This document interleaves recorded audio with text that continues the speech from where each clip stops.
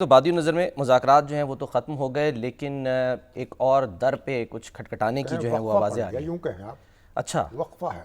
ना उम्मीद ना हो शामिल साहब, यानी आप ये कह क्या रहे हैं? जरूरत है ना उम्मीद होने की। अच्छा, पैवस्ता रह शजर से उम्मीदें बाहर रख। अच्छा, तो वो हम सर ट्वीट की बात करते हैं जो आमिर साहब ने कहा कि एक और मुलाकात हुई है, उसकी कुछ मज़ीद जो शुनीद दी है वो शब्बीर डार साहब उन्होंने खबर दी है कि जी पसे पर्दा आला सतह दूसरी मुलाकात 190 मिलियन पाउंड केस फैसले के बाद हुई, जिसके बारे में बानी पीटीआई को ब्रीफिंग दी गई और बानी को मोहतात रवैये की दरख्वास्त भी की बैरिस्टर गौहर साहब ने, तो उनकी तरफ से ये। लेकिन सर जब बैरिस्टर गौहर साहब आज मिलकर आए ना, तो उनसे ये बात हुई तो उन्होंने इसकी जो क्लैरिफिकेशन दी, जरा वो सुन लेते हैं क्या फरमा रहे थे बैरिस्टर गौहर साहब। आज एक ही जो मुज़ाकराती कमेटी बनी थी और मुज़ाकरात हो रहे थे, यही मुज़ाकरात थे और कहीं नहीं हो रहे थे, और ये बड़ा अनफॉर्चुनेट है, मुज़ाकरात आगे नहीं बढ़ सके।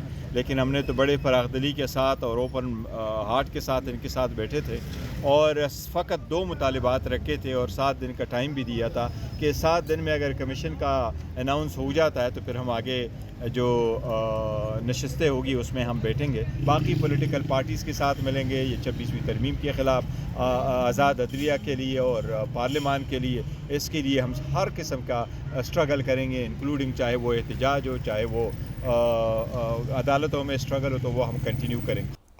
क्लियर कर रहे हैं, एक ही जगह हो रहे थे मुज़ाकरात, कहीं और नहीं हो रहे थे जब मुझसे पूछा। चलिए, अगर चोरी छुपे कुछ हो भी रहा है, चोरी छुपे बहुत कुछ होता रहता है। सर पिछली बार आपको याद होगा कि पहले डिनाई किया था, फिर जब बानी ने कंफर्म कर दिया हुई है मुलाकात तो उन्होंने कहा हाँ, जब बानी ने कह दिया है तो जी हाँ जी हुई होगी। अब भी लग रहा है कि शायद कह दें।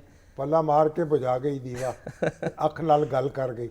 अच्छा, होता रहता है, ये कोई ऐसी परसे पर्दा बहुत सी चीजें होती रहती हैं, लेकिन मैं समझता हूँ कि ऐसी कोई बात नहीं होगी कि जिस पर हुकूमत को पता ना हो।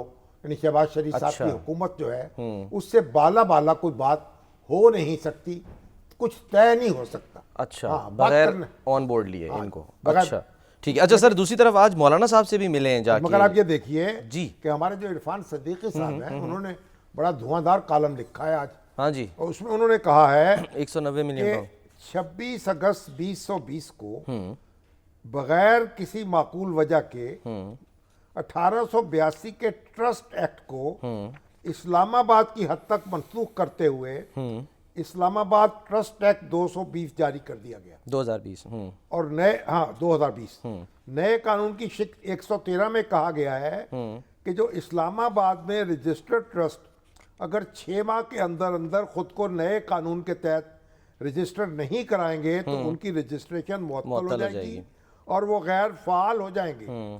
अब जिगर थामकर पुरस्रारियत में लपटी इस वारदात पर निगाह डालिए कि अलकादर यूनिवर्सिटी ट्रस्ट को इस नए कानून के तहत रजिस्टर नहीं कराया गया, यानी अब ये मुअत्तल और गैर फाल हो गया ट्रस्ट। ठीक है, और जो उसकी जायदाद है वो ट्रस्टियों की तहवील में आ गई। तो ट्रस्टी तो 2 ही रह गए थे, 2 तो अब एक ये बानी पीटीआई और एक उनकी अहलिया। उनका मुकदमा ये है कि जो कहा जा रहा है ना कि खान साहब को कोई फायदा नहीं पहुंचा, उन्होंने कहा इस तरीके से उनको फायदा पहुंच गया। अच्छा, ये एक नुक्ता उन्होंने उठाया है। ठीक है, लेकिन बहरहाल जब हाई कोर्ट में मामला जाएगा तो देखेंगे, बस अब समाअत होना बाकी है, वहाँ भी उन्होंने कर तो दिया है। ये नुक्ता देरे बहस आता है कि नहीं, और फिर इसमें अगर बाद में तो फिर मलक साहब जो थे, मलक रियाज साहब या अली रियाज साहब, उनका तो फिर कोई कसूर ना हुआ, क्योंकि अगर ट्रस्ट में तरमीम करके ट्रस्ट एक्ट में ये काम हुआ है